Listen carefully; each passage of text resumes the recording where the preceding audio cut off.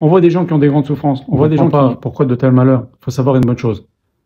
Moshe Rabbeinu, il dit dans la parashat Azinu, quel emuna ven avel tzadik veyachar ou on peut lui faire confiance. Il n'y a rien qui ne serait pas juste. Il est droit et il est juste. C'est-à-dire quoi? Il est droit, il est juste. Encore heureux. On va vous dire n'importe qui. C'est la moi déjà aux hommes on leur demande d'être comme ça. Alors Akash Baruch Hu, bien sûr. Non, ça va beaucoup plus loin que ça. Quand par exemple au tribunal quelqu'un doit être condamné, eh ben on voit est-ce que la mère elle mérite que son fils soit en prison? Est-ce que la femme de ce bonhomme mérite qu'il aille en prison? Est-ce que ses enfants? Le juge voit pas tout ça. Mais Akash Baruch Hu, il voit tout.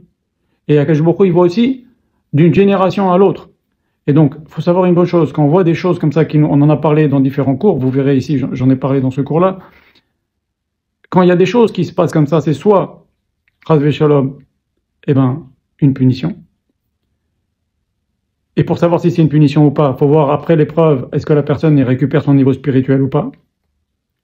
Si elle ne le récupère pas, c'est que c'est une punition.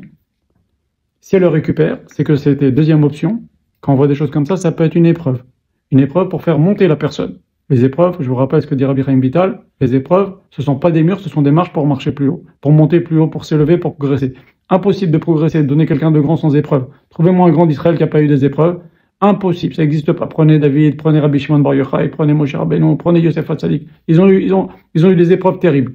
Mais il n'y a que comme ça, c'est l'apport de la grandeur, c'est les épreuves.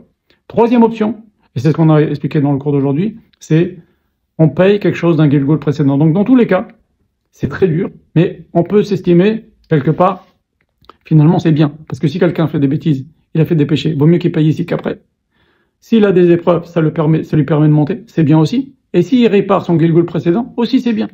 On est venu de toute façon pour réparer, on est tous des Gilgulim. Voilà. Shalom Aleichem.